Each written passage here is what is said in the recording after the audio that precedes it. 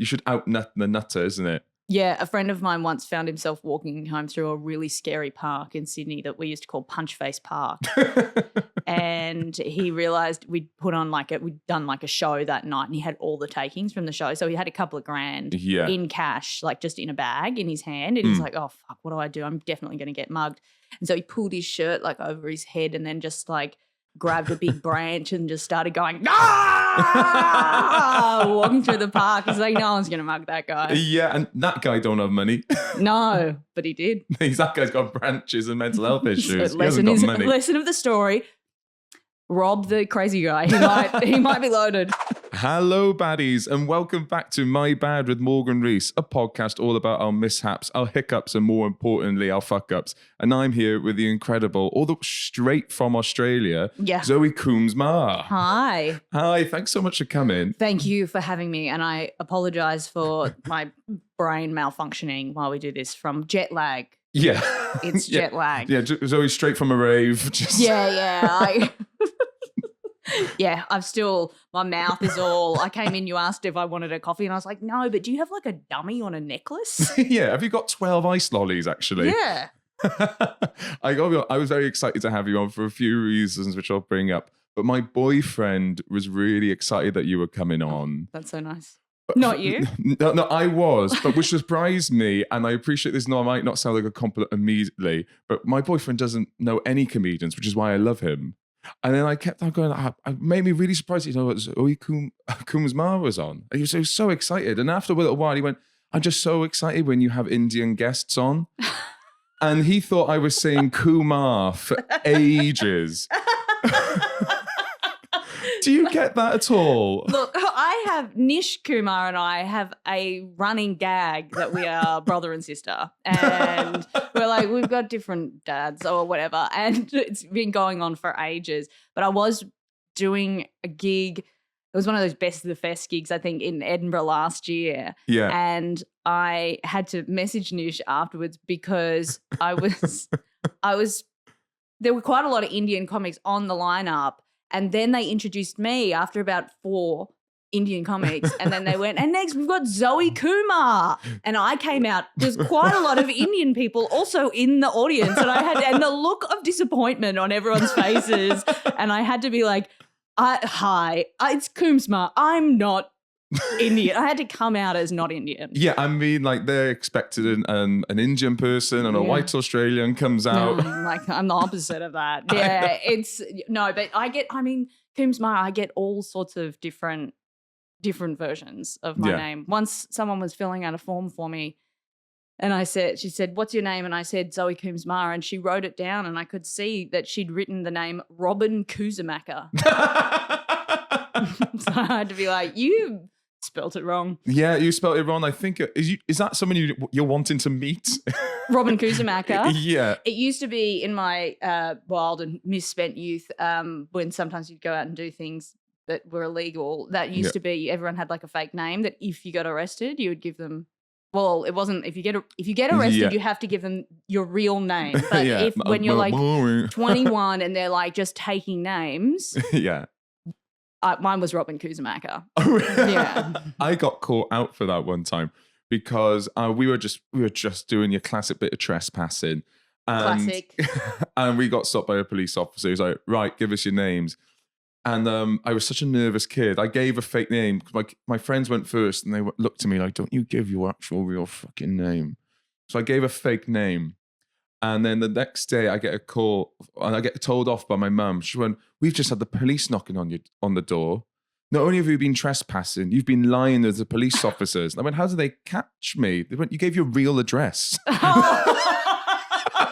That is perfect. That's just so brilliant. That's great. I love that. So I got double bollocks. No. I did. We didn't get caught for this, but once as Robin Kuzamaka, we did a bit of graffiti, and it was some political graffiti. Oh. After like the right-wing government had gotten in Australia, and we had climbed up to this thing, done all this stuff, and there was one bit that we wrote which was like, if you voted Liberal, I will hunt you down and kill you. I don't know where you live, but I'm very good at research, right? Ooh. Took ages. Yeah. Someone took That's the longest bit of graffiti I think I've ever seen. I know. Someone took a photo of it the next day. And then this is like early days of the internet. It became like really big on like mummy blogs. Like early, wow. that was the Reddit of the day, I suppose. And it was like pre-social media. So it became a really early meme. And then I was in like one of the national galleries in Australia, and this needlework artist who does these beautiful needlework kind of tapestries of political moments had done a needlepoint of my graffiti. Wow. And so it was like hanging in a gallery somewhere.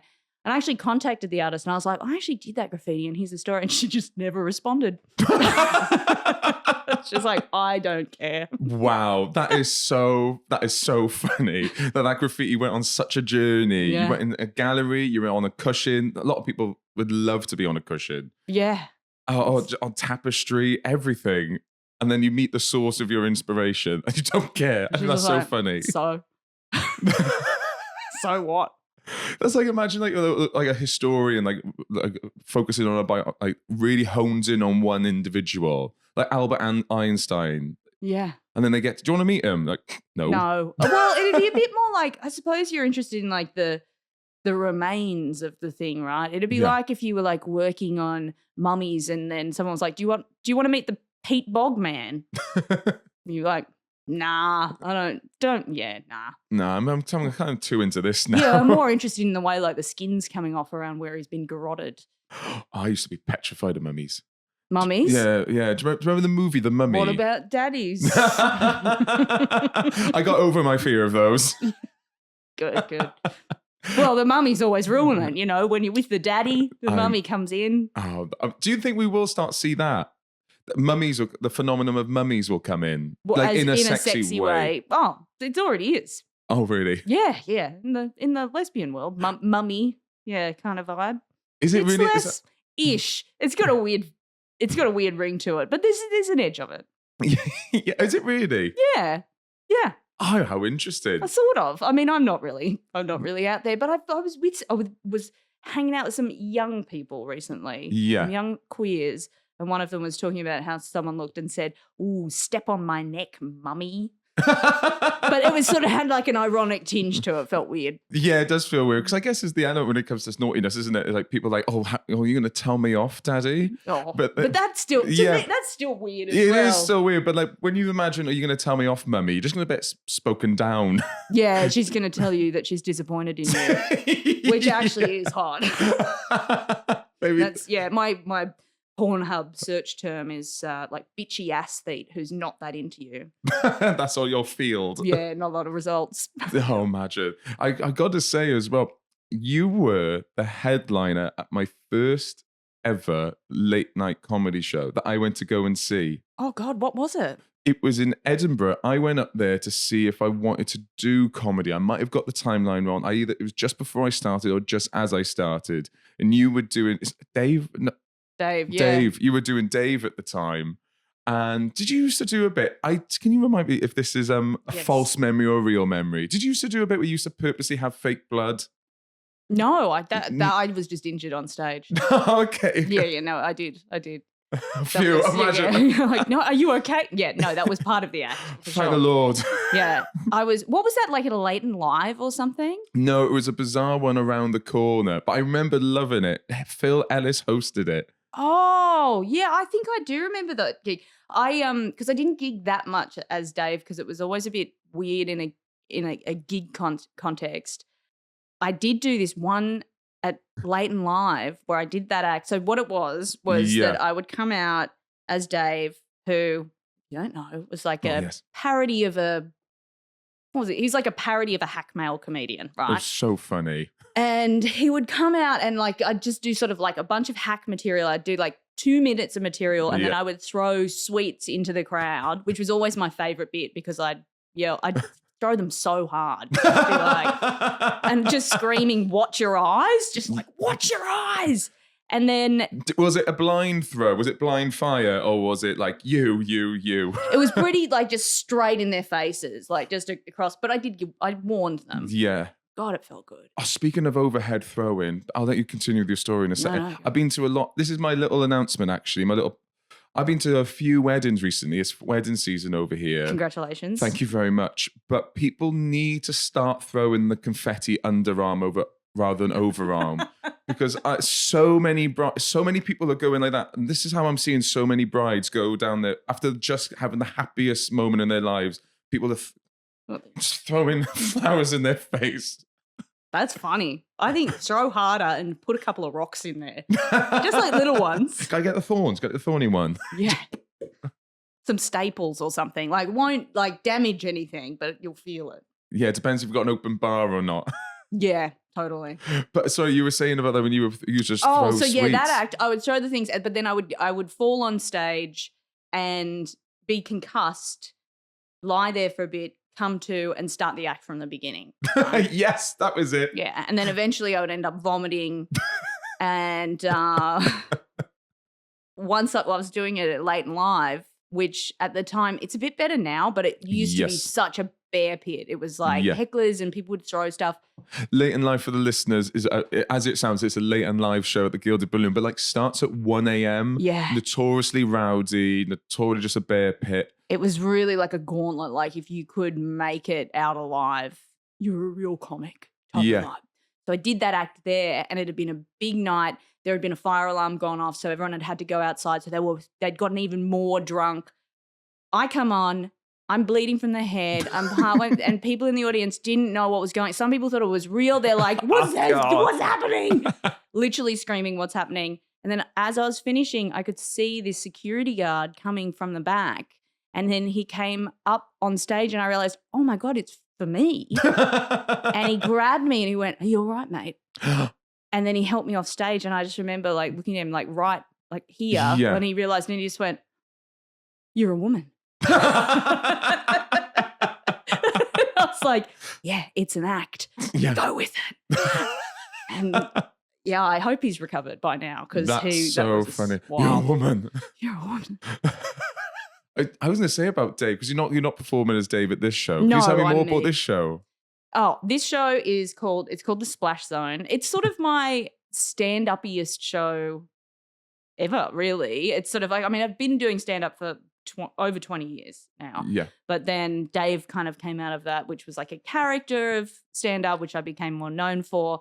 And then a lot of my shows are sort of like have been quite meta or had lots of theatrical things in them. This has a couple of things, but it's really just like, it's like just an hour of stand-up, and it's about conversations, about chat. I was going to say, because I was reading your blurb, and also I am absolutely stunned. You've been doing this for over 20 years. Yeah. You don't look old enough to have been doing it for over 20 years. Thank you. I'm 40, so yeah, and I started really young. Way you're 40. Yeah, I'm 40. You look so amazing for 40. Oh, thank you. I am bamboozled by how young you look. Yeah, no, 40. it's just, I've just got a ponytail, and I Have you ever thought about just doing it into the pigtails as well, just the two, just to knock an extra 5 or 10 off? Oh, horrific. Can you imagine? Imagine if I showed up with pigtails. Be the shortest podcast ever. Yeah, an adult with pigtails. How do I feel about that? Not okay. It's not okay. Unless you're in some sort of costume. Mm-mm. Yeah, what does that say about someone in pigtails as an adult? Yeah, like, what are you trying to do? What are you saying with that? But yeah, I'm old. I'm pretty old. But I started really young. So I sort about strangers. What have you got, unless this ruins any of the show, have you got any tips for talking to strangers? Is it about overcoming your fear of speaking to strangers, or you just love doing it? I love doing it. Yeah. It's a bit of both. So I love talking to strangers. I love kind of talking to anyone, really. Mm-hmm. And it's a little bit about how I first learned to talk to strangers when I was a kid. And it kind of came up in my ADHD diagnosis as well. So that was a particular story. So I kind of tell that story, but in a very meandering way. And so it's it started off a little bit as a crowd work show.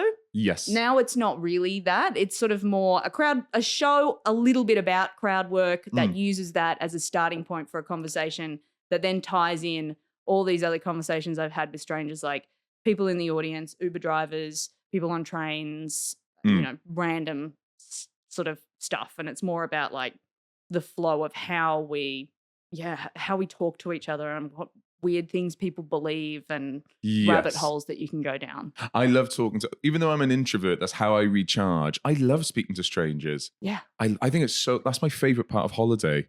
Yeah. Is meeting people you would never have met before. And they're always bonkers. You never meet anyone that's normal on holiday. I don't think anyone is normal. I think any person, even one of my favorite things is talking to a really boring person. Really boring people on the surface are often fascinating. Like if you talk to someone and you're like, what do you do? And they work in like an aluminium plant or something. Yeah. If you just start asking them questions about what kind of aluminium, how did you get into aluminium? Oh, when you fold it like that, do you use machines? Their eyes will light up because no one asks them about the aluminium. And it's so delightful because then you get this into this person who is like, everyone's got some weird kooky thing that they're interested in. So you just find what they want to talk about and you just keep asking questions. Yeah, I know with small talk, I've got a little trick is that I do, when it comes to small talk, I'll do 2 mundane, 1 big. I always do it so I'll how are you doing? You all right? How's the journey up? Not too bad. And then I'll just ask a bizarre question. What's a bizarre question? Common one is, what's the biggest horse you think you could ride? Oh. I don't know why. I've always done it ever since I was an only child. So who are you asking? Yourself? Yeah, just all the people in the walls that I was making up. That's a good one. Yeah, I think it's always, for me, it's just to ask questions. Each question will lead to another question. And boring people, great. Fantastic to talk to because you can find it in there. Or people who appear boring. People who are actually boring where you're like, oh, no, there's nothing here. I've dug a little. You actually are boring. Because they're all surface. Yeah. And you scratch that and you're going, oh, nothing. Nothing. And they're often the ones who seem interesting initially. Yes. Often people who are very like a lot of comedians, actually very boring. Please listen every week. keep subscribing. Not the ones on this, not the ones here. But a lot of like entertainers and stuff can be really boring. The other thing that is quite fun of talking to strangers is if you are talking to someone who's like a real bastard, like who you're like, oh, I don't like you. Yeah. They often don't pick up on that. And you can just keep asking them questions and they will just dig themselves a hole. And then you have amazing gossip. That is true. I do like a curmudgeon, especially someone that's, I'm pretty straight, but I take these big hoops out. I'm pretty straight passing. So a lot of people don't know I'm queer. And like really queer as well. I wear mini skirts, heels, all this, that, the other. And they won't believe what I put it, but I do it all. but so they a lot of times they don't, and they will say like, oh, they like flags, or they don't flaunt it. They ram it down your throat. And then you can it's just like, oh, I've actually never got to speak to one of you before. Yeah, it's great because you like, especially when you're sort of in disguise a little bit, you can just go, oh yeah, and why do you think that? Or, oh, and what about this? Yeah. They just will keep talking and they'll keep spilling stuff, and it's a great way to learn about enemy. The enemy. We need to put that in the anagram. Just one of the E on the end for enemy. Yeah, exactly. LGBTQIA plus E. Allies and enemies. Isn't that's it does feel when we put ally in there, because then it does really insinuate that there's an enemy. Yeah, totally. Which I guess, there is, but where's the enemy awards? Huh? You know, they'll have like ally of the year, enemy of the year. Yeah, imagine that they put their own on. That's how you would own it. I think I'd actually give them that. If they started having enemy awards, I'd be like, actually, do you know what? You win that one. That's actually But thinking of it though, they're kind of just general elections, aren't they? Yes, that is the enemy award. The enemy award is often, you end up with quite a lot of power. Yeah, what's our prize? A little plaque. What's there? Political power, full control, autonomy. Yeah, but you can't put that on a mantelpiece, can you? No. So every week I do like a little game of the week where we just try and make it in the theme of the guest's show, because it's talking to strangers. But I also wanted to bring up the fact that obviously you're from Australia over in the UK. Are you in the UK much? I've been coming over here for about like 10 years doing the Fringe and stuff because I am so very old. Get out. I've been coming over here for about 10 years and I love it. It's great. It's one of the things that I really love about the UK. I mean, there's just a bigger population. So there's more niche capacity, I suppose. Like in Australia, if there's not that many of us. So if someone's like a queer act, for instance, you're going to have a smaller portion of people who really relate to that. And then here, that portion is just includes more people. So there's sort of more opportunity. Well, I wanted to test your knowledge of the UK and your homeland of Australia. Okay. So I've got a list of things here, and you've got to tell me, is this in the UK or is this in Australia? Okay. See if you can tell which one's from. So this sounds a bit bizarre. Which country do these caves reside in? Oh, all right. Daddy Hole and it wasn't here last year. Well, it wasn't here last year. There is a cave. There is a cave. Yeah.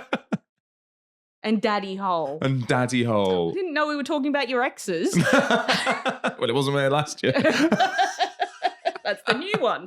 That's the new fella. Oh, God, I miss Daddy Hole. Meat wasn't here last year. Okay, both of them, are they in the same or they could be in different ones? No, one's in the UK, one's in Australia, and you can do your working out loud. I feel like Daddy... Well, it wasn't here last year kind of does feel like an Australian thing to say, but so does Daddy Hole. Yeah. I'm going to say Daddy Hole, Australia. Yeah. Well, it wasn't here last year. UK. The other way round. Oh, I should have gone with my gut. Only the Australians would go, well, it wasn't here last year. Yeah, I know. Apparently that's just outside of a town called, I hope this is not a bad term in Australia, but it was called Yiddy Biddy Town. Yiddy Biddy Town? Yeah. Oh, I don't know. Where is that? I've never heard of Yiddy Biddy Town. Are you making this up? I'm not making this up at all. It's a big place. It's a big place. And the Daddy Hole is in Cornwall here in the UK. Great. And the other one... There's a place called, there's the Kiama Blowhole in a place called Kiama. That's in fun. Australia, the Blowhole. Blowhole should meet Daddy Hole. But they never will. Maybe they're twinned. You never know. Sister cities. That'd be excellent, wouldn't it? Daddy Hole. Did your school have a sister city? Ooh, like a sister school? It didn't, no. I wish it did, though. Do you want to know one of my toxic traits, one of my dirty habits? Of course. Every 6 months, I check to see whether I've made the list of notable people from my school. Like on Wikipedia? Yeah, on Wikipedia. Oh my God. I don't. Have you? Have you made it? No, I haven't made it. Who's at the top of the list? Who's on there? Oh, Lucy Jones. She was our Eurovision Song Contest winner. Not winner, contestant, but she was on the X Factor as well. I got loads of people. I come from Wales, which is obviously famous for its rugby. So if you have played once for the under-18s international, you're on that list. Like, shout out to my good friend Greg Holmes. We got the bus to school every day with each other, but you did play once for county. Yeah, but good on you, Greg.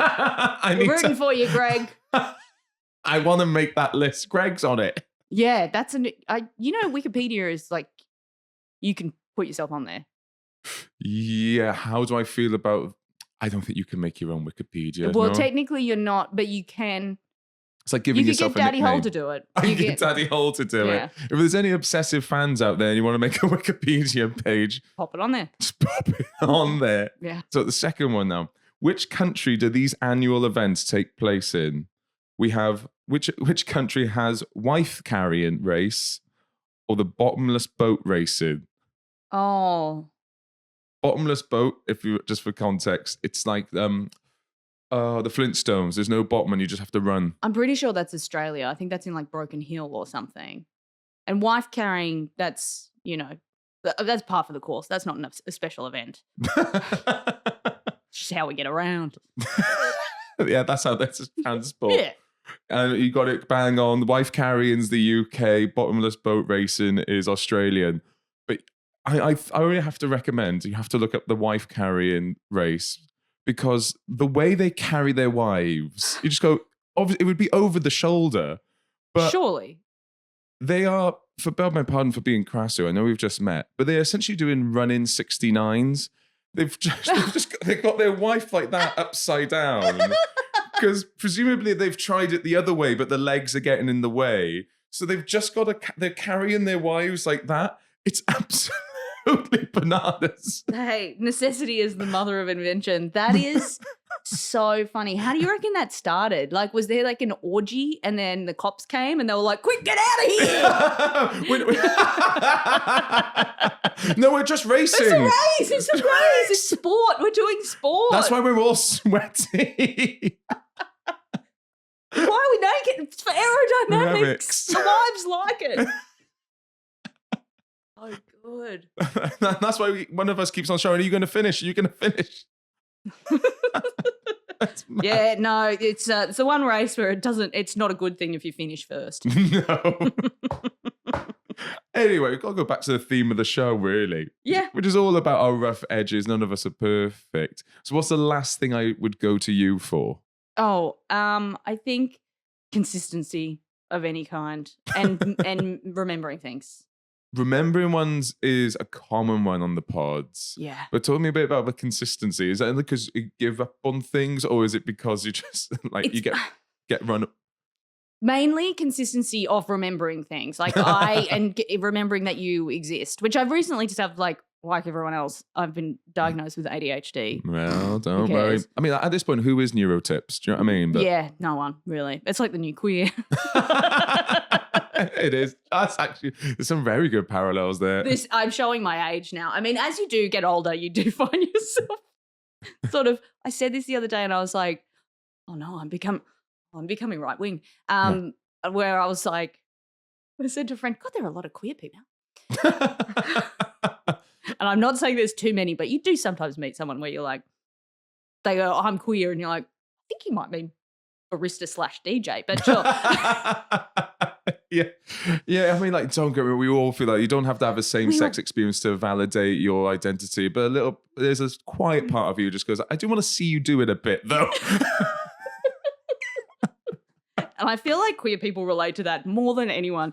But consistency, staying on track also is not my strong point. But yeah, I will just sort of drop off on like, if I'm a bit out of sight, out of mind, right? So I will forget who people are. And I've had too many occasions where I'll be like, "Hey, great to meet you." And someone will be like, "We dated." Or the worst one I had was... We've got matching tattoos. Yeah. You gave me this ring. I'm your mum.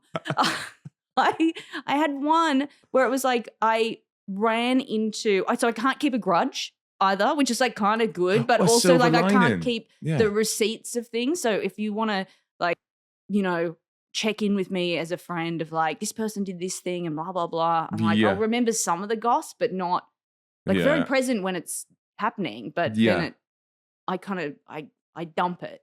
Yeah. It's a bit like bad credit. They only go back 5 years, isn't it? Yeah. And then I start again. So I had, I was with my partner and we have a law firm.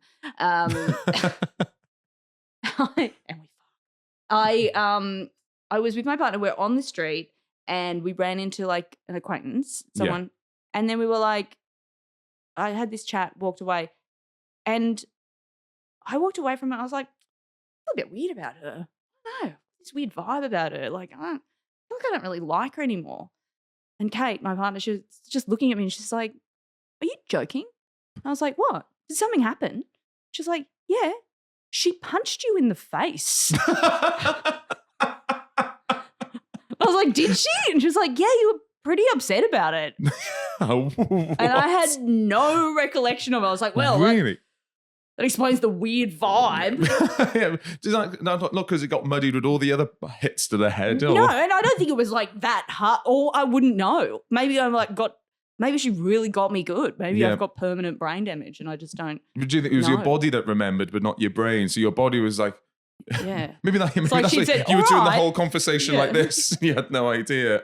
Just fists up. So weird, isn't it? So yeah, that's what I wouldn't go to me for any kind of like consistency or like memory or lay of the law. I should never go to you asking, "Remember when?" No, but I'll be like, "Tell me again." And I'll listen like it's the first time. You'd be brilliant to date. You could just say the same stories all the time. And I don't know that that's not happening. Yeah, how wonderful. Mm. You're DORY.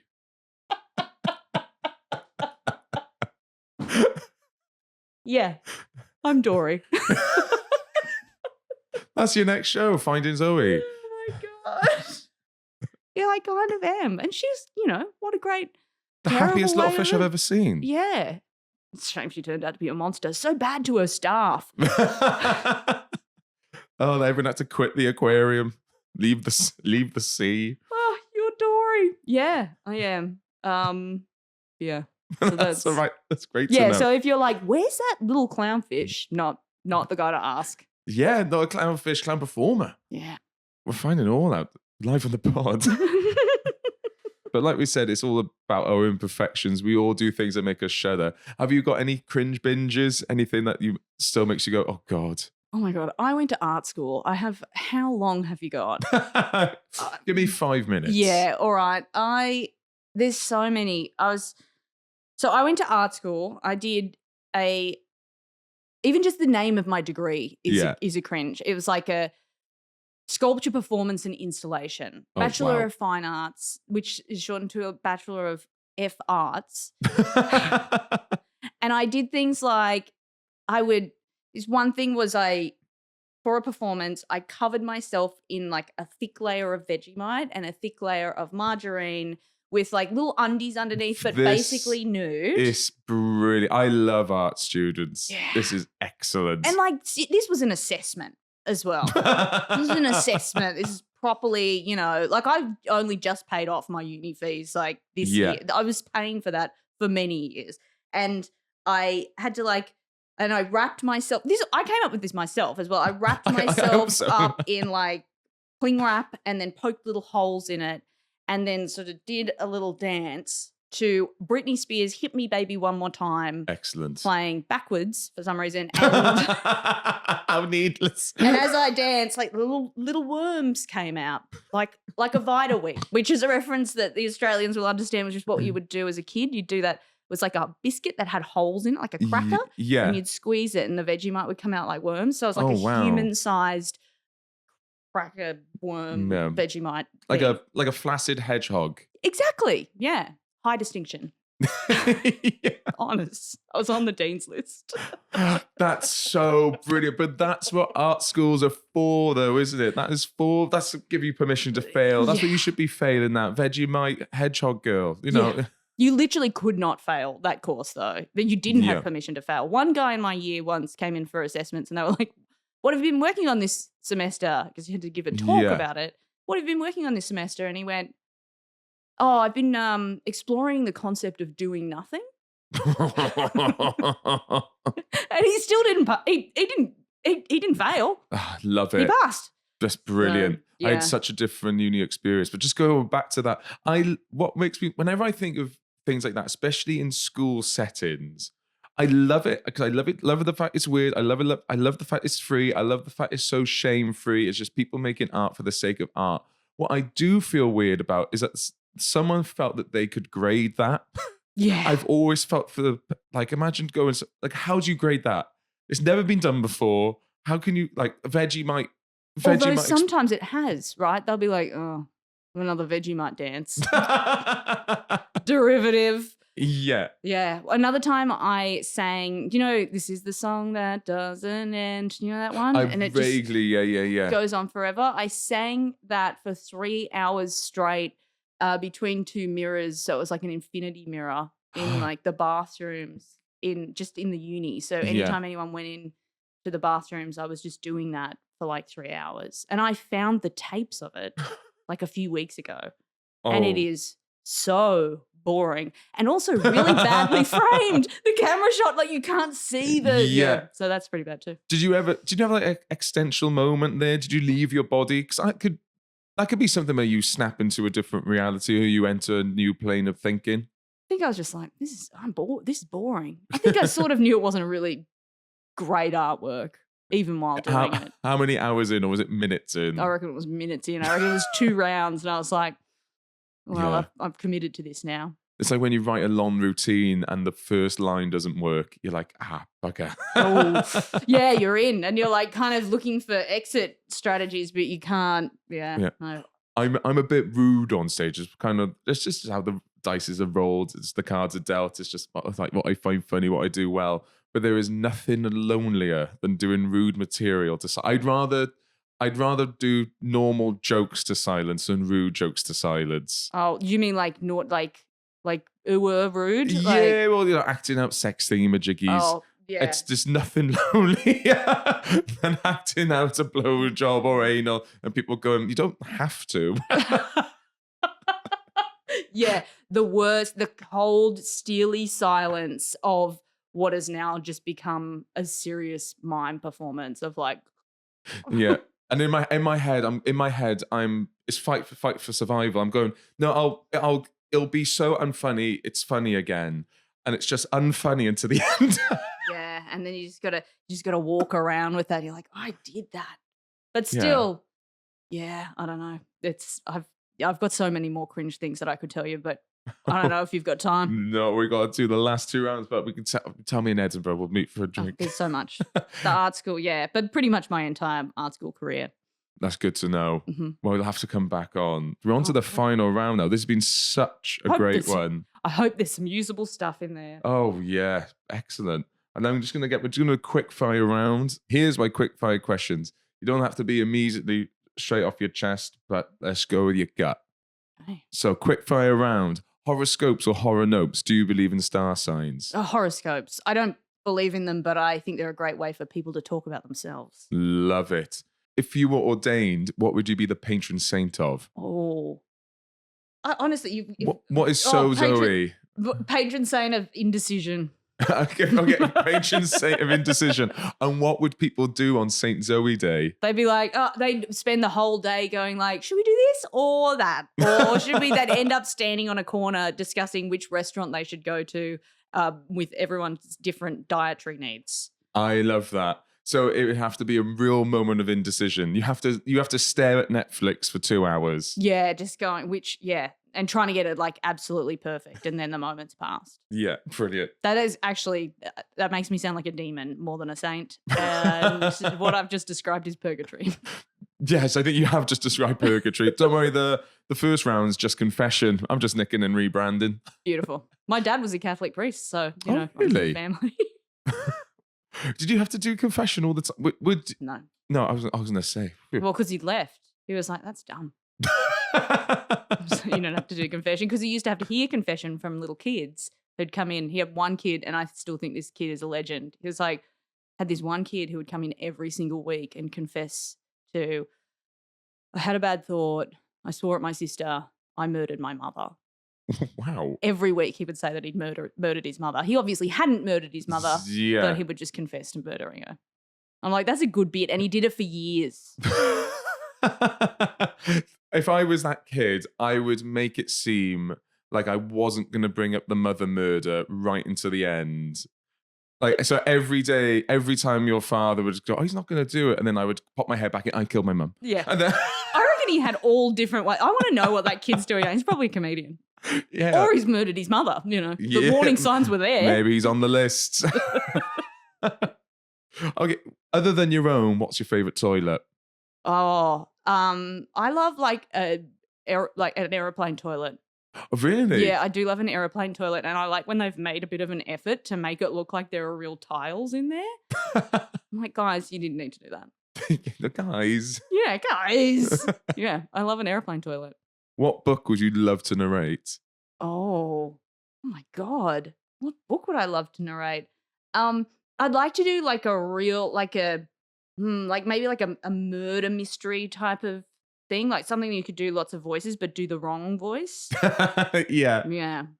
Like a real craggy kind of like, oh, it was a dark and stormy night type of thing. Oh, would you relish doing the voices? Yeah, but I would do them all, just all wrong. Something that like a real classic, like something, or maybe, that style, but something that everyone loves, like To Kill a Mockingbird or Great Gatsby. There you go. Great Gatsby, but wrong. How wrong we going? Are we going Australian? Are we going... Okay, we start Australian and then we just change through a whole bunch of different accents. Like, like Nicole Kidman in Nine Perfect Strangers. So you're like, what is this accent? Just a moving feast of an accent. I love that. Oh, I'm like I was talking about a sitcom that I'm in Wales, and I had the most embarrassing thing happen because it's a radio one. I misread the script. Oh no! and I had to do an accent, and I did the scene, and everyone's looking at me, and the script, the AD had to come up to me, and they went, "It's Bugsy Malone. I done Bugs Bunny." Oh my God, that is heaven. So what you were like? Yeah. So you're going to be like, "Hey, what's happening, kids?" Hey. But instead you were like, "Hey, Yeah, I was like, what's up, Dad? That is just. Oh my God, that has killed me. That's the best thing I've ever heard.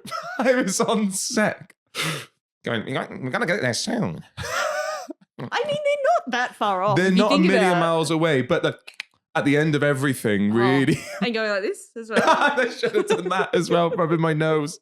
Oh my God. Were you doing wascally wabbits? Were you doing the R's? I was supposed to end up, I can't really do accents. With enough of a run-up, enough prep, I can.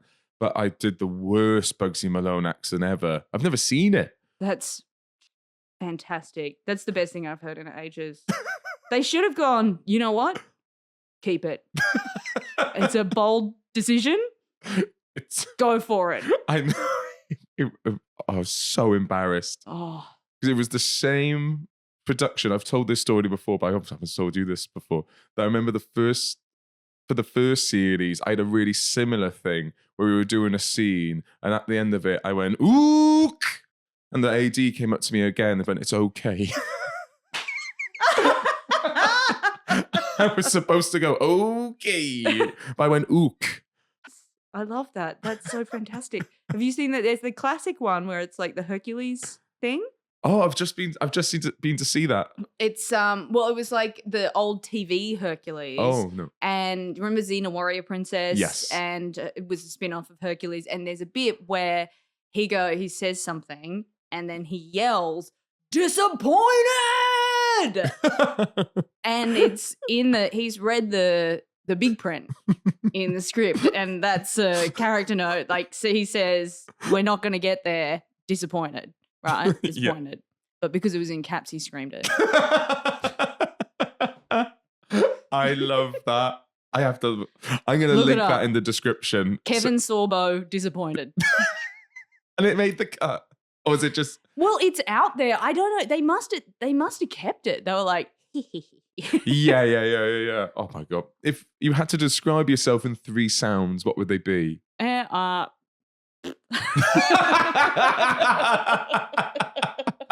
Maya also said that is the quickest anyone has come out with those 3 sounds as well. You didn't deliberate on those at all. Brilliant. If I was to go through your camera roll, what would it say about you? I take a lot of photos of things on the ground. Oh, really? Yeah. Why the ground? I guess it's where I'm looking a lot of the time. You're often looking down, but I find it, I'm like, well, no one else is going to take a photo of that. Oh, really? Are you looking down in a nervous way or a genuine curiosity way? Like, oh, what's going on down here? Well, I mean, you got to look at the ground, mostly just so you don't trip. But yeah, you got to be conscious of where the ground is. But when you're walking around a lot, you do see stuff. I don't know. I have a thing where so over the years, I have talked about this before, but I do take photos of vomits on the street every time. Or a street pizza, if you will. It was just the last thing I thought you were going to say.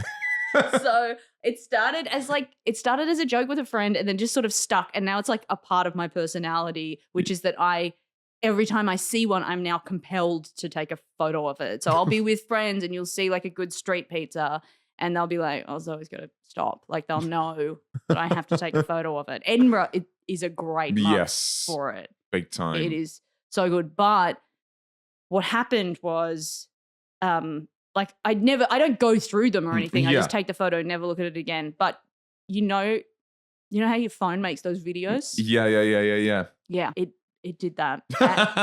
And it was called Bon Appetit. No, it wasn't. It was. That was the name because it recognized it as food. So there were a few photos of food in there. So it was just it was a combo of, and I have talked about, I think I talked this in my last show, but yeah, it was just a full reel of like other people's guts and then interspersed with the occasional happy snap of me having a lovely meal with my girlfriend. That's so insulting from your phone as well. Yeah. It's just vomit on the floor and it says Bon Appetit. Do you think I'm a dog? Yeah, well, maybe. Yeah, maybe it does based on what I take photos of. So yeah, what you would possibly guess that I'm a dog. You would think. Yeah. But sometimes you'll see like there'll be like a pair of underpants in a gutter and then like a pack of cigarettes and yeah. or like I've seen like Viagra and like pack of smokes. Yeah. Or yeah. Those sort of stuff, I can always understand. Like you just go, when you see underwear, sometimes you just go, oh, you've clearly had sex here or you've even caught short here. Yeah. It's when you see them in trees, I just go, what led to that? Yeah. What happened? The next one. If the media were to find it, what's the name of your most easily cancelable WhatsApp group? Oh, I'm not telling you that. Okay, cool. Wicked. Yeah. Even the name's cancelable, is it? No. I'm not trying to catch you out here at all. No, I'm just thinking, what are the names? I think I do have one called Cambridge Bisexuals. Really? Yeah.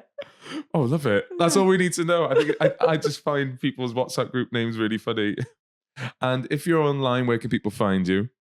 At Zoë Coombs Marr. Yeah, on all the things. And where's your show? What time and what's the name? My show is called The Splash Zone, and it's on at Monkey Barrel 4. Yes. Through the whole of Edinburgh, except for Wednesdays, at like 3:30. 3:35. Thank you. You know better than me. Yeah. See, don't rely on me. Don't rely I don't on know what's going on. Yeah, imagine I cut that bit out now. Just don't rely on me. Come and see my show. Yeah. The show is it's very fun and funny. I love this show. I'm really looking forward to doing it. It's going to be excellent. I can't wait to see it. Come along. And final question. You've been on My Bad with Morgan Rees. Will you come back on? Yeah, sure. Thank you so much. Thanks for having me. Thanks, baddies. Thank you so much for listening. Go and see Zoe's show. We're back every Wednesday. We've got a Patreon if you fancy joining on that. But otherwise, I'm chewing your ears off. See you next week, everyone. Bye-bye.